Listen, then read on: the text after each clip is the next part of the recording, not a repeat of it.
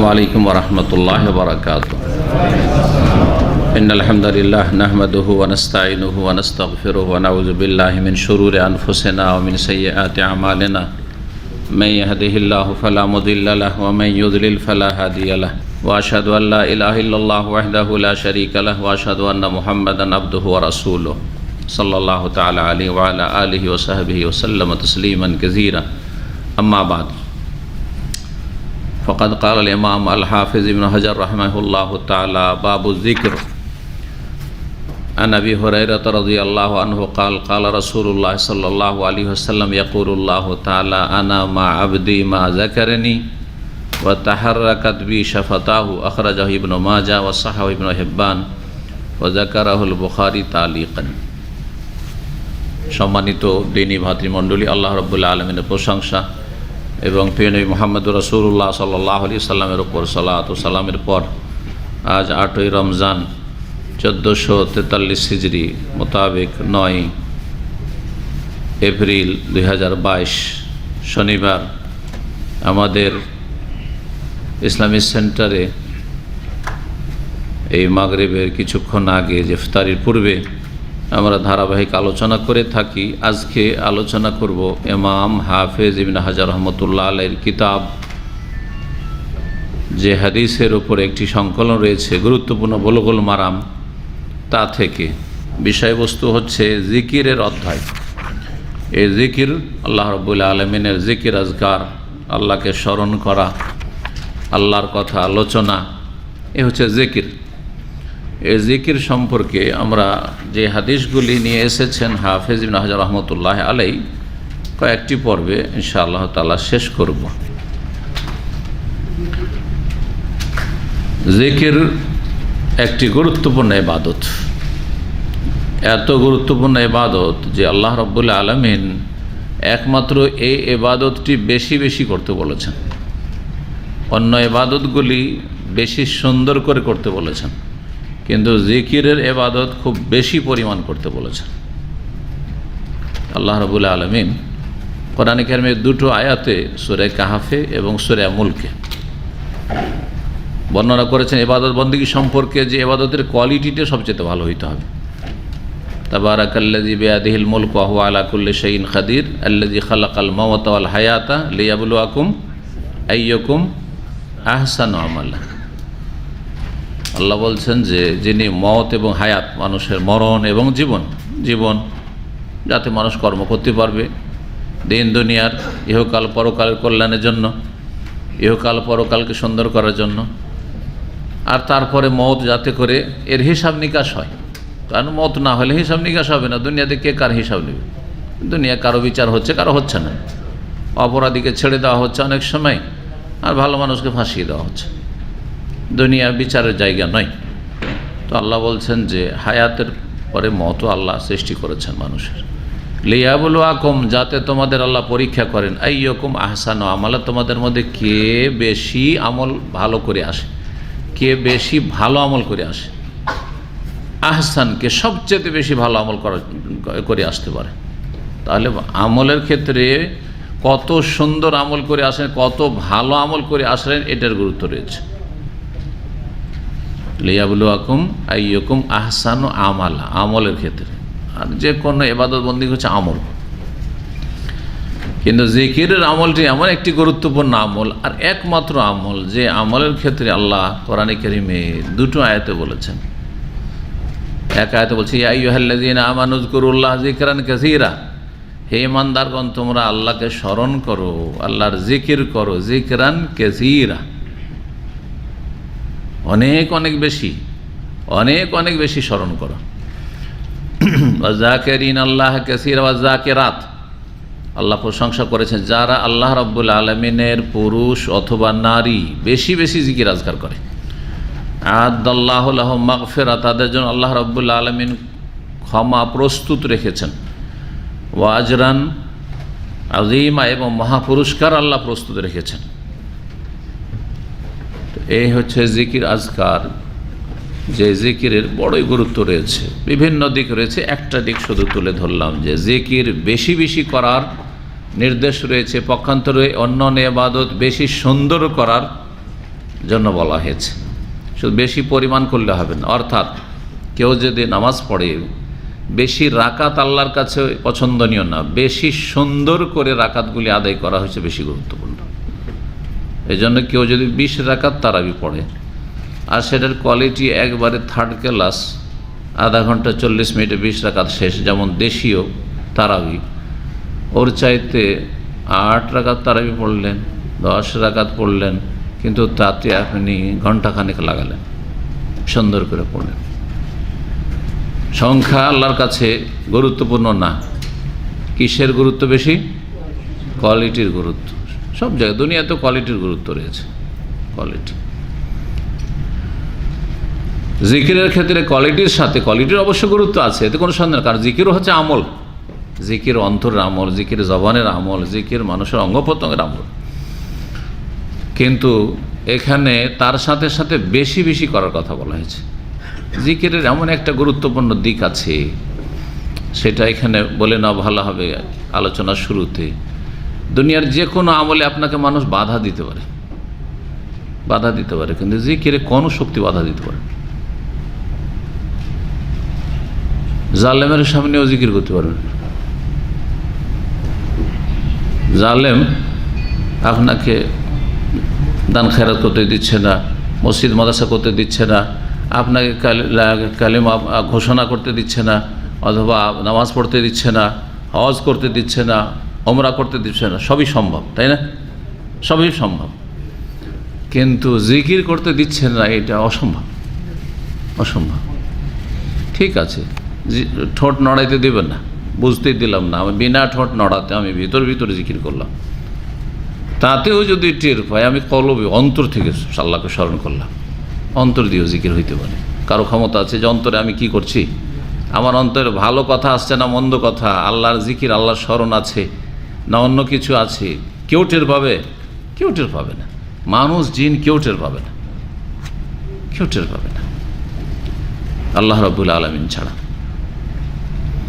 জিকির সম্পর্কে প্রথম একটি হাদিস আমরা অনুবাদ এবং ব্যাখ্যা করি, আর তারপরে জিকির সম্পর্কে আরও যেসব কথা রয়েছে আলোচনা করব। 1344 নম্বর হাদিস বুলুগুল মারামে ইমাম হাফিজ রহমতুল্লাহ নিয়ে এসেছেন, আবু হুরায়রা রাদিয়াল্লাহু তাআলা আনহু থেকে বর্ণিত, তিনি বলেন, আল্লাহ রাসূলুল্লাহ সাল্লাল্লাহু আলাইহি রাসূলুল্লাহ বলেছেন, ইয়াকুলুল্লাহু তাআলা, মহান আল্লাহ বলেছেন। হাদিসে মহান আল্লাহ বলেছেন, এইরকম হাদিসকে কি বলা হয়? হাদিসে কুদসি বলা হয়, হাদিসে কুদসি, আল্লাহর কথা, কিন্তু কোরআনে কারিমে নেই, হাদিসে এসছে, হাদিসে কুদসি বলা হয়। কুদস মানে পাক পবিত্র, পবিত্র সত্তার বাণী, সেজন্য সে হাদিসকে হাদিসে কুদসি বলা হয়েছে। মহান আল্লাহ বলেছেন, আনা মা আবদি, আমি আমার বান্দার সাথে থাকি, মা যাকারানি, যতক্ষণ আমার জিকির করে, আমাকে স্মরণ করে, যতক্ষণ আমাকে স্মরণ করে, যতক্ষণ আমাকে জিকির করে, আমার জিকির করে, ততক্ষণ তার সাথে আছে। আল্লাহ আছেন। মনে মনে আপনি কাজ কর্ম করছেন, চলতে ফিরতে, উঠতে বসতে,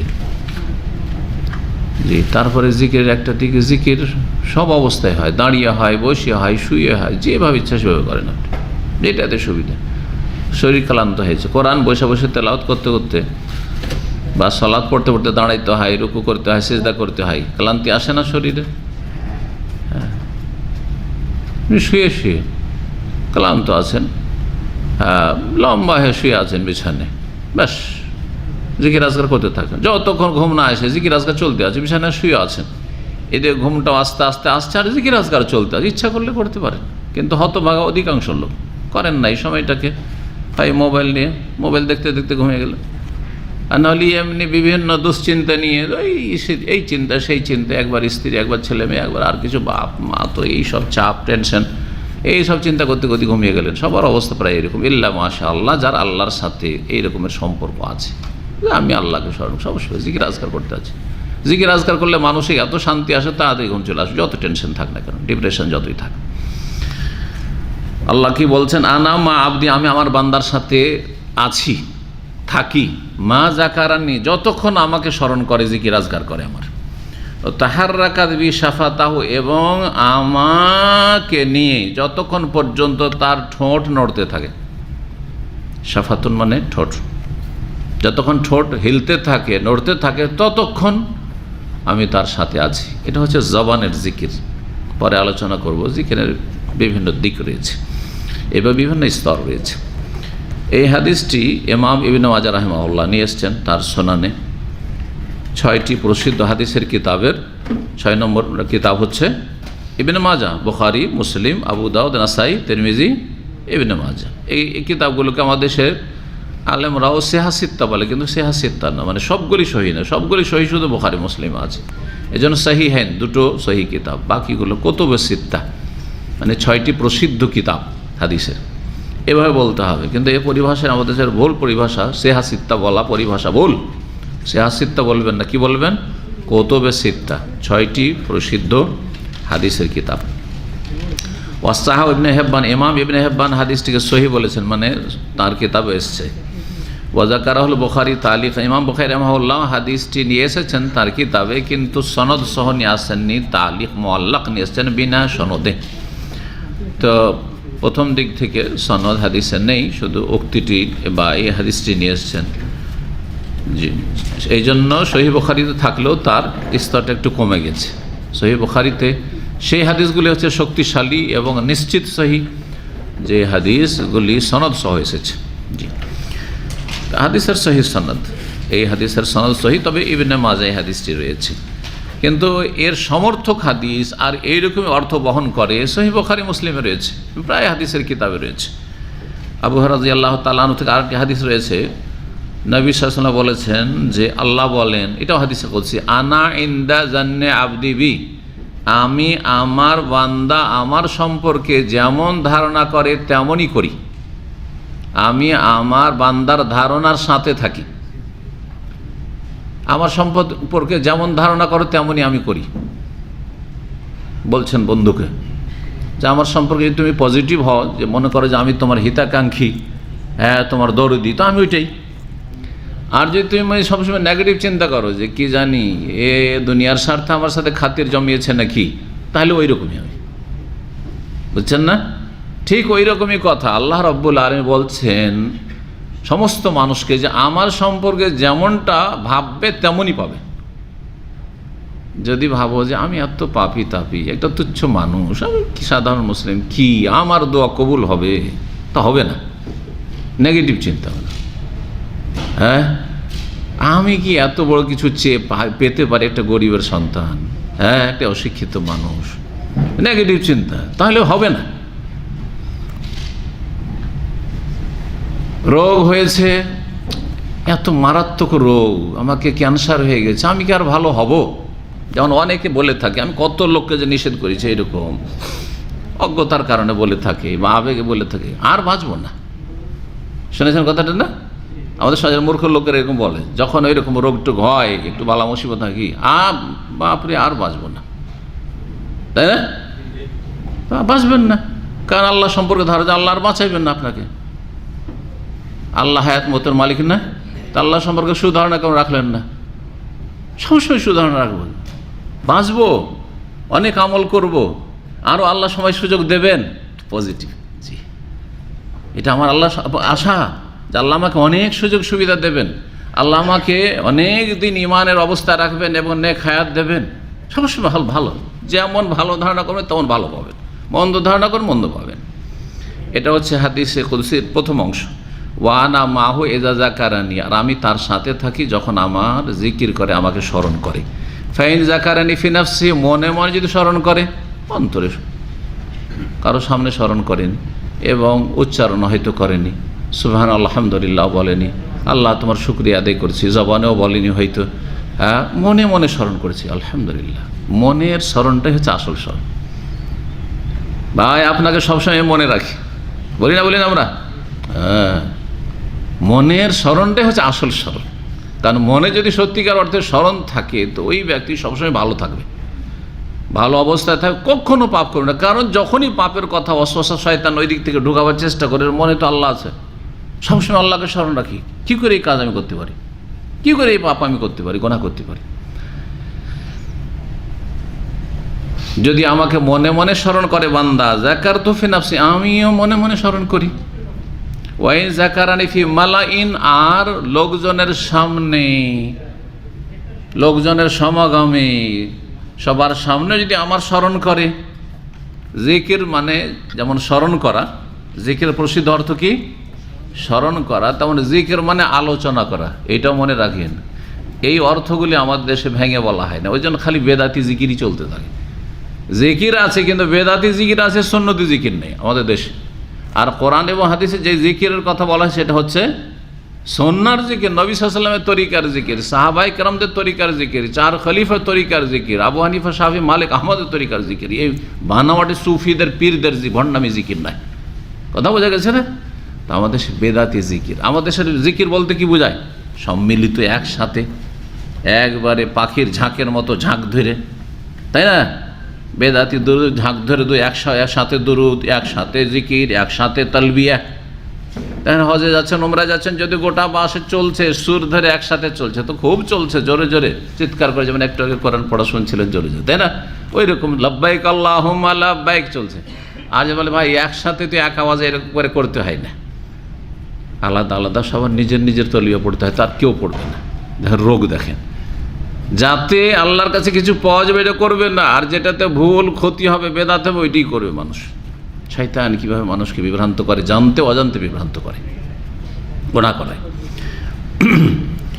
তো জিকির মানে সম্মিলিত জিকির, বেদাত। জিকির মানে অসম্পূর্ণ জিকির, আল্লাহু আকবার নয়, আল্লাহু আল্লাহু, হ্যাঁ, লা ইলাহা ইল্লাল্লাহ না, ইল্লাল্লাহ ইল্লাল্লাহ, অসম্পূর্ণ জিকির, বেদাতি জিকির। বোঝা গেছে? অসম্পূর্ণ জিকির, হু হু হু হু, কথা বোঝা গেছে?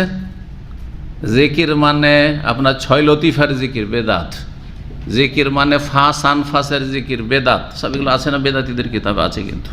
জি হ্যাঁ, সাবধান এসব থেকে। তো বেদাতি জিকিরের কিছু দিক আছে, যে দিকে ইঙ্গিত করে দিলাম। যদি আমাকে জিকির মানে কি বললাম তাহলে? স্মরণ করা বাংলায়। আর একটা মানে কি বললাম? আলোচনা করা, আলোচনা করা। আমরা আরবি ভাষায় আরবদের সাথে কথা বলি, যারা শুদ্ধ ভাষা, যেমন আমরা, আপনারা তো ভাঙা ভাষায় কথা বলেন, ও তো আর কোনো ভাষা না, কাজ চালা কাজ ওটা। কিন্তু আমি তোমাকে অনেক স্মরণ করি, তো কি বলবো? হ্যাঁ, আনা আযকুরুকা কাসীরা, ঠিক না? ওই রকমই এখনই তোমার আলোচনা চলছিল, কেউ আসছে আর বলি তোমার আলোচনা এখনই চলছিল, কি কুনতু আযকুরুকা আল-হিন, এখন তোমার কথা কি করছিলাম, বা কুনতু যাকারতুকা আল-হিন, এখনই তোমার কথা আলাপ আলোচনা করছিলাম। এই যাকারে আযকুর মানে আলোচনা করা, যাকারে আযকুর মানে স্মরণ করা। তাহলে আল্লাহর জিকিরটা কি? যাকারে আযকুর থেকে তো জিকির, আমার কথা স্মরণ করো, আমার কথা আলোচনা করো, দুটাই অর্থ তাহলে, তাই না? ফাযকুরুনি, আমার কথা স্মরণ করো এবং আমাকে স্মরণ, আমার কথা আলোচনা করো। জি হ্যাঁ, তো আল্লাহর কথা আলোচনা করাও আল্লাহর জিকির। এই জন্য এই যে মজলিসটা চলছে, এটা কি মজলিসে জিকির, এটা জিকিরের মজলিস। আচ্ছা, এই জিকিরের মজলিস এক সাইডে এটা রাখেন, যে এখন যে জিকির চলছে, আমরা আল্লাহর আলোচনা চলছে, আল্লাহর দ্বীনের আলোচনা চলছে, আল্লাহ রসুলের আলোচনা চলছে, এইটাই না? এই তিনটার বাইরে কোনো কথা আলোচনা চলছে, তাই না? এইটা মজলিসের জিকির, এই একটা জিকির।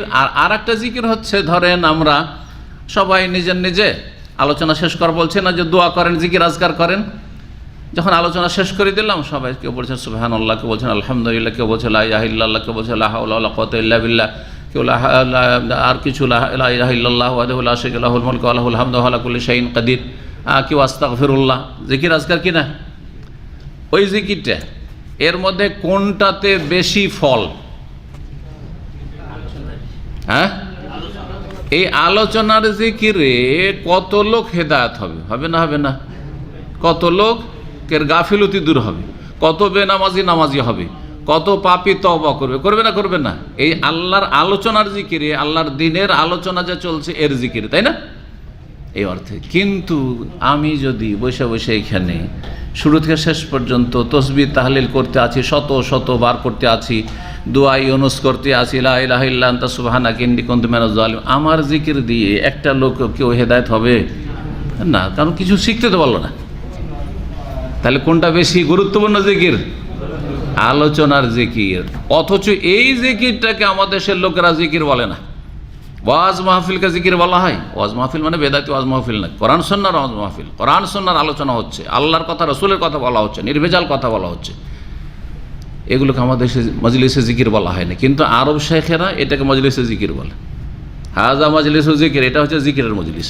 বুঝতে পেরেছেন এবারে? জি হ্যাঁ। কোরআনে কারীম, আচ্ছা জিকির মানে উপদেশ, 3 নম্বর, এটাও শুনে রাখেন যাতে অসম্পূর্ণ রাখেন। জিকির মানে কি? উপদেশ। কোরআনের একটি নাম হচ্ছে জিকির। ওয়া ইন্নাহু লাযিকরুন লাকা ওয়া লিকাওমিকা। শুনে রাখো, এই কোরআন তোমার জন্য জিকির উপদেশ, আর তোমার জাতির জন্য, আরবদের জন্য জিকির। আল্লাহ বলছেন কুরাইশদের জন্য, প্রথম ওদের জন্য নাজিল হয়েছে। ওয়া সাওফা তুসালুন, এবং অচিরেই শীঘ্রই তোমাদেরকে জিজ্ঞেস করা হবে, আল্লাহ বলছেন। তাহলে জিকিরের 3টি অর্থ মনে রাখবেন। জিকিরের 3 নম্বর কি বললাম? জিকির মানে ওয়াজাক্কির, মানে উপদেশ দাও। হাজা জিকরুন মুবারাকুন আনজালনাহু, এটি হচ্ছে মোবারক জিকির যা আমি নাজিল করেছি। কোন মোবারক জিকির? কোরআন। বোঝা গেছে না? উপদেশ। ইন্না নাহনু নাযালনা যিকরা, আমি জিকির নাজিল করেছি। ওয়া ইন্না লাহু লাহাফিজুন, অবশ্যই তার আমি হেফাজত করব। কেউ কোরআনকে দুনিয়াতে খতম করতে পারবে না। দুনিয়া থেকে কোরআনের কপি খতম করে দিতে পারে, কিন্তু কোরআন সিনা থেকে কেড়ে নিতে পারবে না। এক দেশ থেকে কেড়ে নিতে পারে জালেমরা, আর এক দেশের বহু হাফেজ তৈরি হবে। জি, অসম্ভব। তাওরাতকে বিকৃত করেছে, ইনজিলকে বিকৃত করেছে, কোরআনের অক্ষরকে বিকৃত করতে পারবে না কিয়ামত পর্যন্ত। গ্যারান্টি আল্লাহ দিয়েছে। জি, জিকির আল্লাহ বলেছে একে। তাহলে আশা করি এখন জিকিরটা বুঝতে পারবেন, জিকির কি জিনিস। হ্যাঁ, জিকির হচ্ছে স্মরণ করা, জিকির হচ্ছে আলোচনা, আর জিকির হচ্ছে উপদেশ। জি, যাতে ব্যাপক অর্থে আমরা জিকিরটা বুঝতে পারি, জিকিরের ফজিলত কি বলছেন আল্লাহ তাআলা সে হাদিসে কুদসিতে, ওয়াইন যাকারানি ফি মালাইন, যদি লোকজনের সামনে জিকির করে, এই যে লোকজনের সামনে আলোচনা করছি, আল্লাহর কথা আলোচনা করছি, আল্লাহর দিনের কথা আলোচনা করছি, যাকারতুহু ফি মালাইন খায়রুম মিনহুম, তাহলে আমি তাদের কথা আলোচনা করি এমন মজলিসে, যেই মজলিস তাদের মজলিসের চাইতে উত্তম। আমাদের চাইতে ভালোদের সামনে আল্লাহ রাব্বুল আলামিন আমাদের কথা আলোচনা করেন। তারা কারা?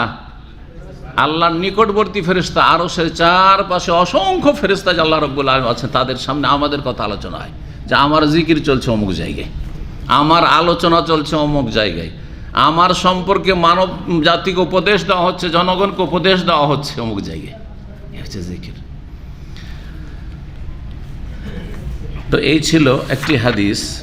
এই জিকির সম্পর্কে আইম্মায়ে কেরাম, ওলামায়ে কেরাম যা বলেছেন সেগুলি আমাদের জেনে নেওয়া খুব গুরুত্বপূর্ণ, যাতে জিকিরের গুরুত্ব আমরা উপলব্ধি করতে পারি। ইমাম গাজালি রহমতুল্লাহ আলাইহ, তিনি বড় একজন ইমাম ছিলেন, যদিও তার কিছু ভুলভ্রান্তি আছে, আল্লাহ সেগুলি মাফ করেন। অনেক সময় আলেমদের অনিচ্ছাকৃত ভুলভ্রান্তি থাকে, ওই নলেজগুলি তখন ওইভাবে পৌঁছেনি ক্লিয়ার হয়ে। আমি আপনাদেরকে বলছি, একসময় আমি সম্মিলিত 5 ওয়াক্ত মোনাজাত করেছি। জি, 5 ওয়াক্ত মোনাজাত করেছি। তারপরে ছাড়তে হবে, তো কেমন করে ছাড়তে হবে? জনগণ তো কামড়ে ধরে আছে, এই 5 ওয়াক্ত নামাজের মোনাজাত কেমন করে ছাড়াইতে হবে? যখন দেখছি যে একটু সংখ্যা কম, দিলাম ছেড়ে, ফজরে ছেড়ে দিলাম। প্রথম ফজরে ছাড়া শুরু করলাম। তাও কোন সালে আপনাদেরকে বলি, আমি প্রথম শিক্ষকতার জীবন মদিনা আসার আগে আমি করেছি 4-5 বছর। সেটা ছিল আপনার 1987-88 এই সময়ে প্রথম মোনাজাত ছাড়ার জন্য যে চেষ্টা চালালাম, ফজর ছেড়ে দিলাম। আমি প্রায় ওই মসজিদে মতি করতাম, আমার সঙ্গীরাও যারা থাকতো, এইভাবে যুক্তি করলাম যে 1-2বার করে এখন ছাড়ে অভ্যাস করা হোক জনগণকে, কারণ জনগণ মুশকিল এদেরকে বোঝানো। তো ফজর ছেড়ে দিলাম, সামিলে নেওয়া গেল, কিছু আছে বুড়োগুলো আপত্তি থাকলো, সামিলে নেওয়া গেল। মাওলানা, আমাদের মাওলানা এতদিন জিকির করলেন না, কি বোধ মোনাজাত করলেন, এখন ছেড়ে দিলেন, কেমন যেন আইন্না লাগছে। আইন্না বুঝেন তো? বোঝেন না? এই যে বাঙালি ছিটিয়ে লবণ খাওয়া অভ্যাসে আছে, যদি ছিটানি লবণ না পান, 22 লবণ, আমার বাসায় খেলে মুশকিল হয়ে যাবে আপনাদের, কারণ লবণ তো থাকে না। আরবদের খানা খেলে কি খেলাম, কিছুই বুঝলাম না, কি খেলাম না খেলাম, তাই না? আপনাদের অবস্থা ঝাল আর মরে এই খেয়ে লবণ খেয়ে অভ্যাস, আইনা লাগছে। উত্তর কি দিতাম জানেন? বলতাম যে লবণ বেশি খেয়ে অভ্যাস, তো সেই জন্য আমরা ঠিক লবণটা দিচ্ছি, কিন্তু লবণ বেশি খেয়ে অভ্যাস, অর্থাৎ বললাম বুঝিয়ে যে বেদাত করে অভ্যাস, বেদাতটা ছাড়াচ্ছি, ওই জন্য আপনাদের আইন লাগছে। এটাই হচ্ছে সুন্নত। আল্লাহু আকবার। তো কি বলছি, কি বলতে গিয়ে বললাম, মানুষের ভুল হতে পারে। ইমাম গাজালি রহমতুল্লাহ আলাইহিরও কিতাবাদিতে ভুল আছে। ইহয়াউল উলুম যে কিতাবে বাংলা অনুবাদ হয়েছে, অনেক ভুল আছে, কিন্তু তারপরে অনেক ফায়দা আছে তার কিতাব। এই জন্য আলেমদেরকে পড়তে বলা হয়েছে। যাদের কিতাবে ভুলও আছে, ফায়দা আছে, তাদের কিতাব জনগণ পড়বে না, কারণ আপনার বিভ্রান্ত হবে যে কোনটা ঠিক কোনটা ভুল, কিন্তু আলেমরা পড়বে। আমরা পড়লে ভুলটা ছেড়ে দেবো আর সহিটা নিতে পারো, এতটা যোগ্যতা আছে। জি। তো তিনি বলছেন, লাইসা বাদা তিলাওয়াতি কিতাবিল্লাহি আযজা ইবাদাতুন তুআদ্দা বিল লিসানি আফদাল মিন যিকরিল্লাহি তাআলা। বলছে যে আল্লাহর কিতাব কোরআনে কারীমের তেলাওয়াতের পরে জবান দিয়ে এমন কোনো ইবাদত নেই যেই ইবাদতটি আদায় করা সম্ভব জবান দিয়ে, আর সেটা আল্লাহর জিকিরের চাইতে উত্তম হতে পারে। অর্থাৎ সবচেয়ে উত্তম ইবাদত যা জবান দিয়ে আদায় করা হয় সেটি হচ্ছে কোরআনের তেলাওয়াত, 1 নম্বরে। তারপর 2 নম্বর হচ্ছে আল্লাহর জিকির, 2 নম্বর হচ্ছে আল্লাহর। কোরআন তেলাওয়াতের পরে এমন কোনো ইবাদত নেই যেটি বেশি উত্তম হতে পারে জবান দিয়ে আদায় করা ইবাদত আল্লাহর জিকিরের তুলনায়। তার মানে 2 নম্বরে হচ্ছে আল্লাহর জিকির, আর 1 নম্বরে হচ্ছে কোরআন তেলাওয়াত। বরং এই কথাকে অন্য আলেমরা অন্যভাবে বলেছেন। উনি তো তেলাওয়াতে কোরআনকে আলাদা করেছেন আর জিকিরকে আলাদা করেছেন, বরং অন্য আলেমরা বলেছেন, আর এইটাই হচ্ছে সূক্ষ্ম, সেটা হচ্ছে কোরআনের তেলাওয়াতটা হচ্ছে সবচেয়ে উত্তম জিকির। কারণ জিকির মানে কি বললাম, আলোচনা। তো কোরআনে কার কথা আছে? আমার কথা আছে, আপনার কথা আছে, সংসারের কথা আছে, কি আছে? হয় আল্লাহর কথা আছে, হ্যাঁ, আর না হইলে আল্লাহর দ্বীনের কথা, ইবাদত বন্দেগীর কথা আছে, আখলাক আমলের কথা আছে, না আল্লাহ রসুলের কথা আছে সাল্লাল্লাহু আলাইহি ওয়াসাল্লাম, তাই না? তো কোরআনে কারীম সবচেয়ে উত্তম জিকির। কোরআনে কারীমে তেলাওয়াত করছেন মানে জিকির করছেন আপনি। কোরআনে কারীম তেলাওয়াত করছেন তার মানে কি করছেন? জিকির। সেটাই সবচেয়ে উত্তম জিকির। জি, জিকির হচ্ছে অন্তর পরিষ্কার করার এবং অন্তরকে সতেজ করার মাধ্যম। যেমন মরিচা লাগা অস্ত্রকে, লোহাকে কামার শালায় নিয়ে গিয়ে কামারে কি করে? পোড়ায়। আর পোড়ার পরে কি করে? সেটাকে পিটায়, পরিষ্কার পরিচ্ছন্ন করে। হ্যাঁ, অথবা কেঁচি নিয়ে গেছেন অনেকে হাটে, আমরা কেঁচি বেঁধে নিয়ে যেতাম শান দেওয়ার জন্য। কেঁচিতে চুল কাটে না, কেঁচিতে কাপড় কাটে না এই টেলারদের, তখন ওই কেঁচি শান দিয়ে নিয়ে আসা। তো অন্তরের শান দেওয়া হচ্ছে, অথবা মরিচা জং পরিষ্কার করা হচ্ছে কি? এই জিকির। জিকিরের মাধ্যমে অন্তর পরিষ্কার পরিচ্ছন্ন হয়, সাফ সুতরা হয়, এবং এটি আল্লাহ রাব্বুল আলামিনের সাথে যোগাযোগের জন্য, সুসম্পর্কের জন্য ওপেন দরজা, খোলা প্রশস্ত দরজা। বান্দার জন্য আল্লাহর দরজা খোলা আছে যে স্মরণ করো, আল্লাহ স্মরণ করবেন, স্মরণ করো, আল্লাহ স্মরণ করবেন। ভুলে যাবে, আল্লাহ ভুলে যাবেন। নাসুল্লাহ ফানাসিয়াহুম, আল্লাহকে তারা ভুলে গেছে, আল্লাহ তাদেরকে ভুলে গেছে। জি,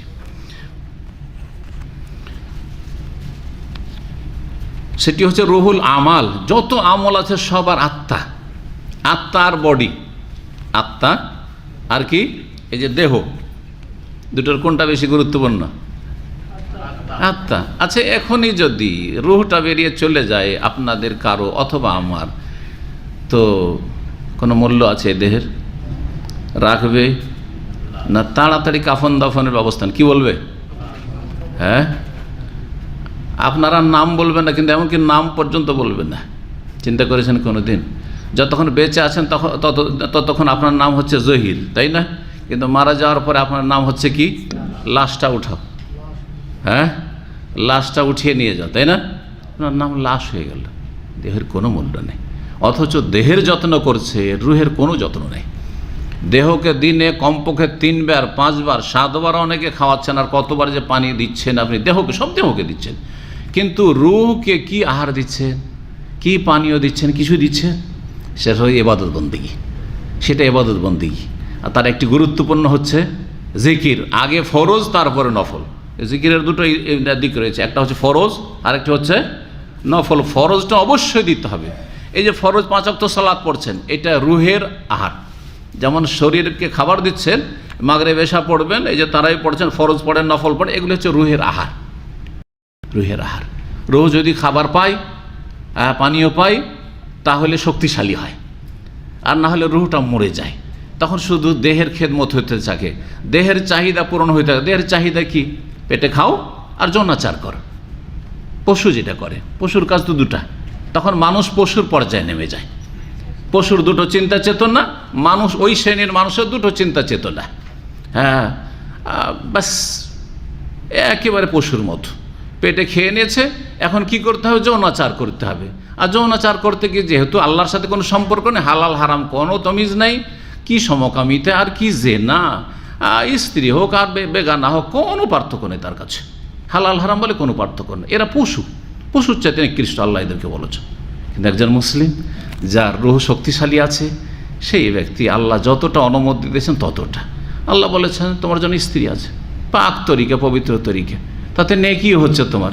জি, নেক সন্তান পাচ্ছ তুমি। মানুষকে বুক ফুলিয়ে বলতে পারছে এটা আমার স্ত্রী, এগুলো আমার ছেলে মেয়ে। জি, জেনা করে বলতে পারবে? হ্যাঁ, যে এর সাথে আমি জেনা করে ব্যভিচার করি, এগুলো আমার ছেলে মেয়ে। জি, আল্লাহ যেন বুঝার তৌফিক দান করে। তো জিকির সম্পর্কে বলছিলাম, জিকির থেকে মানুষ যখন গাফেল হয়ে যায়, তখন মানুষের অবস্থা কেমন হয়? কাল জাসাদ আল্লাযী লা রূহা ফি। জিকির হচ্ছে রুহের মতো। যখন জিকির আজকার নেই আল্লাহর, তখন এমন দেহের মতো মানুষ হয়ে যায় যে দেহে কোনো প্রাণ নেই বা রুহ নেই, আত্মা নেই, মরদেহ। জিকির তিন প্রকার। একটা হচ্ছে জিকির কলব, জবান দুটো দিয়ে। জিকির কি দিয়ে? অন্তর থেকে, অন্তরে আল্লাহকে স্মরণ করছেন, আর জবানে উচ্চারণ করছেন সুবহানাল্লাহ। একবার অন্তর থেকে কথাটা বেরোচ্ছে, আল্লাহ পাক পবিত্র, আল্লাহু আকবার, আল্লাহ সবচেয়ে বড়, আল্লাহ সবচেয়ে বড়। তো আল্লাহর দিনের খেদমত করবেন, আল্লাহর দিনের জন্য জীবনেও সামান্য ঝুঁকি নিতে চান না, 10 মিনিট গিয়ে ফরজটা পড়ে আসতে চান না। আর দুনিয়ার রাজনীতির জন্য জুতা খাচ্ছেন, ধাক্কা খাচ্ছেন, পুলিশের সাথে মারামারি করছেন, আহত হচ্ছেন, নিহত হচ্ছেন। কি করছেন এগুলো? মানুষের কাজ এগুলো। যদি মানুষ মুসলিম, তার ইসলামী জীবনটা বুঝতো যে আমি একজন মুসলিম, তো এগুলো করতো, কি রবকে জবাব দেবে? আল্লাহর দিনের জন্য কি করেছো তুমি? আর দুনিয়ার স্বার্থের জন্য এই পার্টির পিছনে আর ওই পার্টির পিছনে ঘুরে বেড়াচ্ছ, কি করছো এগুলো তুমি? আর লাভ জুতো খাই বেড়াচ্ছ, দুটো পয়সার জন্য আর দুটো গদির ক্ষমতা লোভের জন্য আর ক্ষমতা হাসিলের জন্য। আল্লাহ যেন বোঝার তৌফিক দান করছে। এইসব দৃশ্যগুলো দেখছেন, এদের অবস্থাটা ঠিক ওই রকম। আর এদের আল্লাহর সাথে কোনো সম্পর্ক নেই। যার আল্লাহর সাথে সম্পর্ক আছে তার সবসময় ফিকির, আল্লাহকে রাজি করব, আল্লাহর দিন মেনে চলবো, এবং আমি জান্নাত হাসিল করবো, জাহান্নাম থেকে বাঁচবো। ব্যাস, আগে আমি, তারপর অন্যদেরকে বাঁচাবার চেষ্টা করবো। আমি আগে নিজের ফিকির করলাম না, পরে চরকায় তেল দিচ্ছি, কে খারাপ হয়েছে কে মন্দ হয়েছে, এটা আমার কথা নাই। আমার কথা হচ্ছে আমাকে আগে বাঁচতে হবে। আল্লাহ যেন বুঝার তৌফিক দান করে। সবচেয়ে উত্তম জিকির হচ্ছে যেটা কলব এবং জবান দুটো থেকে হয়ে থাকে, এটা হচ্ছে আলা জিকিরের উচ্চ স্তর। তারপরে দ্বিতীয় স্তর হচ্ছে যেটা অন্তর থেকে হয়ে থাকে। জবানে পড়ছেন না, হয়তো জবানে ব্যস্ত আছেন, কথা বলছেন মানুষের সাথে, কিন্তু কলবে আল্লাহ। তাই অনেক সময় কাস্টমারের সাথে কথা বলতে হচ্ছে, এই যে কথা বলছি এখন আমি, যদিও আমি দিনের কথা বলছি, এটাও জিকির, কিন্তু ধরেন দুনিয়ার কথা বলছি, অনেক সময় দুনিয়াদারির কথা বলছেন আপনি, ব্যবসা বাণিজ্যের কথা বলছেন, কিন্তু অন্তর থেকে আল্লাহকে স্মরণ রেখেছেন। এটা দ্বিতীয় স্তরের জিকির। আর তৃতীয় স্তরের জিকির হচ্ছে শুধু জবান দিয়ে জিকির। অধিকাংশ লোকের জিকিরটা শুধু জবানের জিকির দিয়ে করতে আছে, তাই না? সুবহানাল্লাহ সুবহানাল্লাহ সুবহানাল্লাহ, এই দিয়ে কলবে কিছুই নেই, অন্তর থেকে কথাগুলি বের হয় না। বোঝা গেছে? তো এটা হচ্ছে তৃতীয় স্তর। বলছে জিকরুন বিল লিসানিল মুজাররাদ, শুধু জবান দিয়ে জিকির করা, এটা হচ্ছে বিদ্যার জাতি সালেসা, এটা হচ্ছে তৃতীয় স্তরের জিকির, সর্বনিম্ন জিকির। তারপরেও ওলামারা বলেছেন যদি আপনার অন্তর থেকে প্রথম জিকির না হয়, কারণ অন্তর অনেক গাফিল হয়ে গেছে, আল্লাহ থেকে অনেক দূরে চলে গেছে, আপনি ট্রেনিং কোর্সে এগিয়ে যাওয়ার চেষ্টা করেন, প্রথম জবান দিয়ে শুরু করেন, শুধু জবান দিয়ে শুরু হলো, তারপরে ওইটা কিছুদিন আপনার প্রশিক্ষণের পরে, তরবিয়তের পরে, তখন আস্তে আস্তে কলবে হবে। কখনো কখনো জবান ব্যস্ত, তখন শুধু কলব দিয়ে হচ্ছে। আর যখন দেখছে আমার কলবও ফ্রি আছে আর জবানও ফ্রি আছে, তখন সবচেয়ে উত্তম কোয়ালিটির এবং ভালো জিকির হচ্ছে অন্তর থেকে আল্লাহকে কি করা? স্মরণ করা, আর জবান দিয়ে প্রকাশ করা। সুবহানাল্লাহ, আলহামদুলিল্লাহ, লা ইলাহা ইল্লাল্লাহ, লা হাওলা ওয়ালা কুওয়াতা ইল্লা বিল্লাহ, আস্তাগফিরুল্লাহ। যেমন আস্তাগফিরুল্লাহ জবানে পড়ছেন, এখানে আস্তাগফিরুল্লাহ, আল্লাহ তুমি আমাকে মাফ করে দাও। ইন্নাহু লা ইয়াগফিরু যুনুবা ইল্লা আনতা, আল্লাহ তোমার ছাড়া কেউ আমাকে মাফ করতে পারে না, আমি বড়ই অপরাধী। আল্লাহ লা ইলাহা ইল্লা আনতা সুবহানাকা ইন্নী কুনতু মিনাজ জালিমিন। রব্বানা যালামনা আনফুসানা ওয়া ইল্লাম তাগফির লানা ওয়া তারহামনা লানাকুনান্না মিনাল খাসিরিন। অন্তর থেকে, জবান দিয়ে, দুটো দিয়ে জিকির করবেন, এটা হচ্ছে সবচেয়ে উত্তম জিকির। আল্লাহ যেন তৌফিক দান করেন। এখানে আজকের আলোচনা শেষ করছি। ওয়া সাল্লাল্লাহু আলা নবিয়িনা মুহাম্মদ ওয়া আলা আলিহি ওয়া সাহবিহি আজমাইন।